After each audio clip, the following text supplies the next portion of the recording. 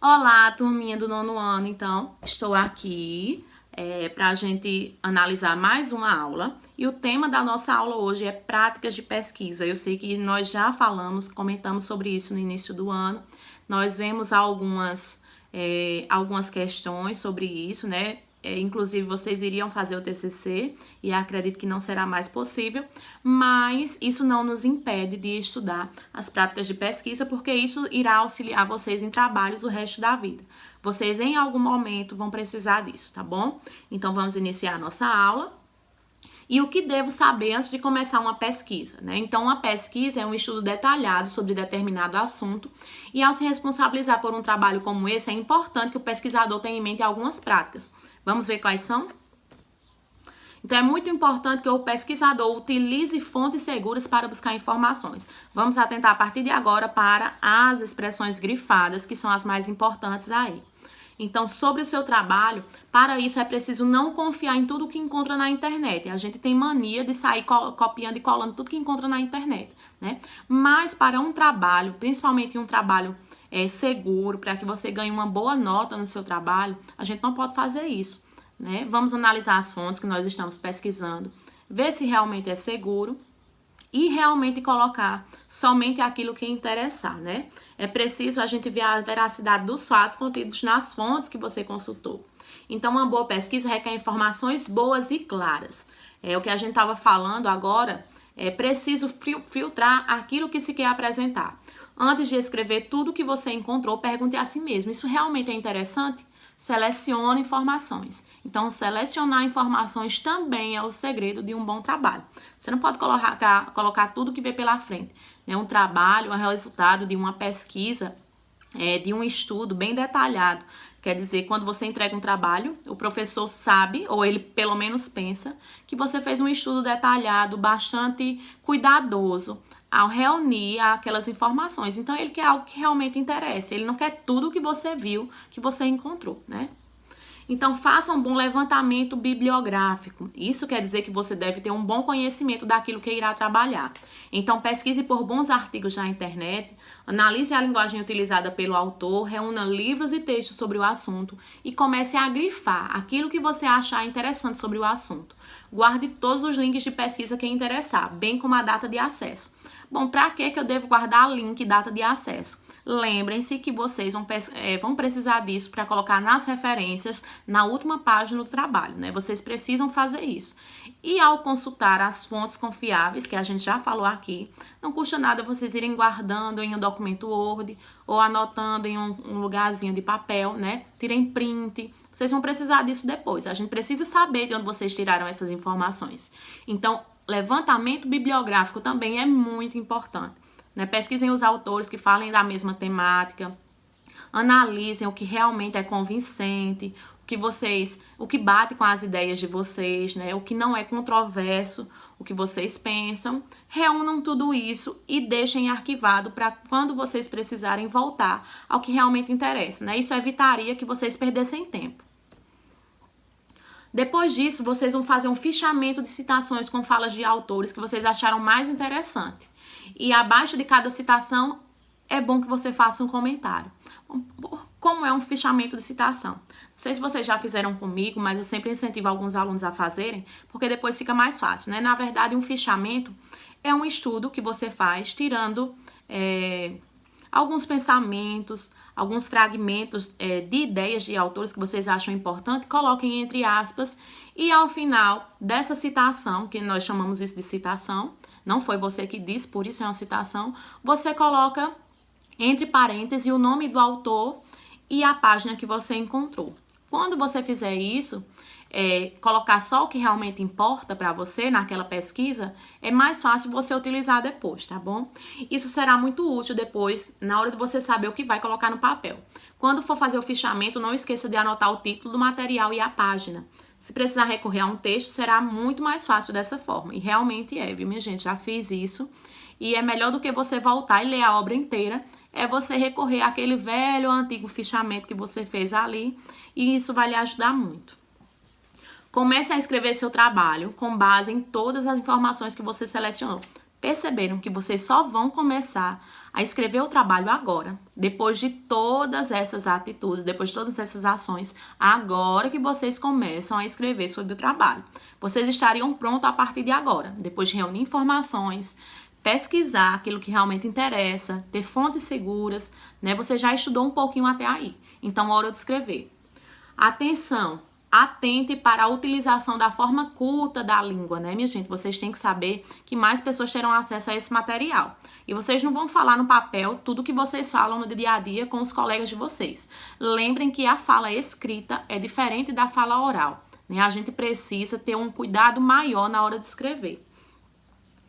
Para isso, você tem que ser claro, objetivo e impessoal. Impessoal é o que nós chamamos da terceira pessoa, tá bom? Não coloque eu acho, na minha opinião, não. Percebemos que poderemos ter um problema maior com tudo isso, porém, recorreremos a alguns argumentos utilizados pelo autor. Nenhum momento eu utilizei a minha fala pessoal, eu utilizei a terceira pessoa, né, de forma impessoal aí, eu criei o meu texto. É mais ou menos assim que vocês têm que fazer. Então, se seu professor exigiu que fizesse um resumo, e mesmo que ele tenha que vir antes, essa é a última coisa a ser feita. Isso é importante, minha gente. Não é porque ele está antes do texto que você tem que fazer ele antes do texto, né? É só por uma questão de organização. Mas o resumo é a última coisa a ser feita. Porque você vai fazer o trabalho. Depois é que você vai resumir, né? Não é legal que você resuma para depois fazer um trabalho. Isso não existe. Primeiro você faz o trabalho para depois resumir. Lembrem-se disso. Um resumo deve tratar de tudo de forma breve. Tudo aquilo que você vai trazer no trabalho, o resumo tem que ter. Lembrando que é resumo, mas ele tem que ter introdução, desenvolvimento e conclusão. É o que a gente chama de começo, meio e fim, tá certo? Um resumo científico é um texto em bloco único. Lembrem disso, ele só tem um parágrafo apenas. E nem o parágrafo inicial tem aquele espacinho de parágrafo, tá certo? Letra 2 tamanhos a menos, que é habitual, quer dizer, se você faz um trabalho na letra tamanho 12, que é habitual, você vai fazer o resumo tamanho 10. Diminui o espaçamento de 1,5 centímetros, quando você já fazia o seu trabalho com espaçamento de 1,5 centímetros. A mesma fonte da letra, tá, minha gente? Não muda. Se você tá fazendo o trabalho em letra Arial, Times New Roman, você continua. A letra só vai mudar o tamanho e o espaçamento. Geralmente, para um trabalho de pequeno porte, como artigos e projetos, deve conter 250 a 300 palavras. No final, lembrem-se de escolher 4 a 5 palavras-chave, que deverão ser separadas por ponto e vírgula. Isso pode mudar conforme a banca orientar, tá certo? Conforme o professor pedir. Pode ser 5 palavras, essas palavras podem ser também separadas por ponto, depende de como o seu professor vai requisitar isso aqui. Então, apresente na introdução do seu trabalho a metodologia. Metodologia científica é o estudo dos métodos ou dos instrumentos necessários para a elaboração de um trabalho científico. É o conjunto de técnicas e processos. Empregados para a pesquisa e a formulação de uma produção científica. A pesquisa é uma das atividades primordiais para a elaboração dos trabalhos realizados com base na metodologia científica. É a fase da investigação e da coleta de dados sobre o tema a ser estudado. A pesquisa científica pode ser classificada como quantitativa ou qualificativa. A seguir, apresentaremos algumas definições utilizadas na definição da tipologia da pesquisa e que pode auxiliar você a definir a metodologia do seu trabalho. Então, vamos lá analisar. Nós temos aí a metodologia aplicada, que objetiva o progresso técnico, a criação de produtos, utilidades para o mercado. Nós temos a metodologia básica, que objetiva descobrir coisas novas, o que são, como funcionam, onde estão. Os resultados servem de base para outras pesquisas, né? É uma pesquisa rápida. Nós temos a pesquisa bibliográfica, que é uma pesquisa feita em fontes documentais como bibliotecas, hemerotecas, bancos de dados e etc. É a pesquisa feita a partir de trabalhos impressos e online de outros autores, que compõem um acervo de bibliotecas, banco de dados, site de periódicos científicos e etc. Periódicos são um tipo de trabalho, tá, minha gente? Metodologia de campo, que são pesquisas feitas no ambiente natural do objeto a ser investigado. O pesquisador vai ao local original, observa e coleta os dados, sem intervir e produz tanto no caderno de campo como tudo o que experimentou. Nós temos também a metodologia documental, que é uma pesquisa feita em qualquer tipo de documento. Pode ser documentos impressos, gravados, fotografias, filmes, jornais. Entretanto, ao contrário da pesquisa bibliográfica, a documental utiliza-se de material ainda não investigativo, né? Quer dizer, aquilo não se tem certeza que realmente existiu. É apenas uma metodologia, uma técnica feita com base em documentos que já existem. Nós temos a metodologia descritiva, que descreve os fatos e dados, sejam eles manipulados pelo pesquisador ou não. Seu objetivo é observar e descobrir os fenômenos para então descrevê-los, interpretar e classificar, esclarecendo o que aconteceu.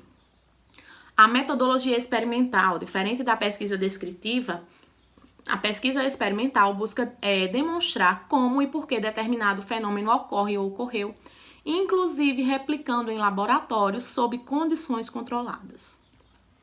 Vamos falar agora da formatação do trabalho, né? O trabalho deve seguir as normas de formatações da ABNT, que é a Associação Brasileira de Normas e Técnicas. Já falei para vocês, essa Associação Brasileira de Normas e Técnicas regem não apenas normas e técnicas para trabalhos acadêmicos, para trabalhos escritos, mas regem uma gama de estratégias, normas e técnicas para outras coisas também. Algumas dessas normas e técnicas são a letra tamanho 12 para textos, tamanho 10 para citações e resumos, fonte Arial ou Times New Roman, margem superior de 3 cm, esquerda 3 cm, direita inferior de 2 cm. E vamos falar agora de citações. Eu acho que é o quebra-cabeça de todo mundo é aprender a utilizar uma citação, né? Saber o que é uma citação. Então, citações são palavras, frases e fragmentos ditos por um autor utilizados para nós nos trabalhos. É uma forma de respeitar a ideia do outro e não se apropriar ilegalmente do pensamento do outro. Uma citação feita de forma correta evita um erro grave no seu trabalho, por exemplo, o plágio, né? Um erro gravíssimo quando você se apropria do pensamento do outro. Então, para que isso não ocorra, você tem que aprender, né? Na verdade, a fazer uma citação, que é quando você pega a palavra do outro e diz que é dele. Isso aqui, ó, não foi eu que disse, foi ele que disse, tá aqui o nome dele, a página e o ano do documento que ele publicou. Então, tá aí, não é meu, eu só utilizei. Então, isso daí é uma forma de você citar corretamente. Não são ideias suas, mas você se inspirou naquilo para fazer. As citações podem ser diretas, indiretas, curtas e longas. Então, lembrem-se, nós temos pelo menos 4 tipos de citações. As básicas. A citação direta é o texto copiado na íntegra do mesmo jeito que o autor falou. Você não coloca nem tira nada, é tudo do mesmo jeito que ele falou. Ela deve ser citada corretamente com o sobrenome do autor, ano e página de onde você encontrou. Por exemplo, Silva, 2000, página 65, né? Vamos dizer que é Antônio Silva. Então, eu coloco o sobrenome dele, Silva, todo em maiúsculo. O ano, quer dizer, esse ano aqui, vamos dizer que ele publicou esse livro em 2000. Então, esse aqui é o ano da publicação desse livro, onde você encontrou essa citação na página 65. A citação indireta é um texto inspirado nas ideias de um autor, mas dito com suas palavras. Nesse caso, você deve citar apenas o sobrenome do autor e o ano, como, por exemplo, Silva, 2000. Eu não preciso citar a página porque você não vai encontrar do mesmo jeito. Mas são inspiradas nas ideias dele, então não posso deixar de citar o autor e o ano da publicação do livro que eu li, que me deu essa ideia aí. A citação curta deve ter pelo menos 3 linhas, né, no máximo 3 linhas, e deve ser digitada dentro do próprio texto, sem a necessidade de mudar o tamanho da letra. Quer dizer, continua digitando do mesmo jeito que você tá, você continua, né? Letra tamanho 12, dentro do texto, não precisa porque é uma citação curta. Lembrando que ela pode ir 1 a 3 linhas no máximo. Passou disso, você tem que digitar fora do texto. É preciso só que esteja entre aspas e que você mencione o sobrenome, o ano e a página do autor. Isso aí é incontestável, né? A citação longa deve ser digitada fora do texto, recuada 4 centímetros à esquerda, com a mesma letra. Mas a letra não muda, né? A Arial, porém o tamanho da letra muda, né? A fonte diminui 2 tamanhos. Quer dizer, se você já estava digitando o trabalho na letra tamanho 12, você diminui 2 tamanhos, vai para tamanho 10, né? E você justifica, quer dizer, o texto fica certinho dos 2 lados. Coloca o sobrenome, o ano e a página do autor entre parênteses, né? Abaixo da citação, ou você pode escolher fazer antes, né? Então, após atentar para todos esses pontos, é hora de revisar o texto, atentar para as repetições, erros de digitação, espaçamento, formatação, linguagem utilizada, observar se falta texto, se realmente há coesão e coerência, e só assim seu trabalho está pronto para ser entregue. Então, vejam que nós temos uma longa caminhada para entregar um trabalho bem feito. Né? Não é só copiar e colar o que você encontrou na internet, não. Lembrem-se também que utilizar citações não significa que eu tenho que colocar qualquer citação que eu encontrar. Eu coloco as citações que realmente importam para o meu trabalho, que condizem com as minhas ideias sobre o assunto. Para você colocar uma citação, você tem que deixar ela dentro do seu texto. Então, você tem que usar palavras que retomem o seu texto e liguem esse texto à sua citação, como por exemplo, segundo o autor, de acordo com Fiorini, vamos dizer que Fiorini é o nome do autor, de acordo com a citação supracitada, de acordo com a citação acima, como podemos observar. Então, todas essas palavras, expressões, elas retomam ideias anteriores, né? Retomam citações, e você consegue aí fazer uma conexão entre seu texto e as citações. Isso é importante. E é isso, pessoal, nós finalizamos aqui a nossa aula de hoje. Espero que vocês tenham entendido realmente o assunto. Ao finalizar essa aula, testem essas técnicas, voltem à aula mais uma vez, leiam e respondam à atividade que está disponível na sala do Classroom, ok? Bom final de semana, até a próxima aula. Tchau, tchau!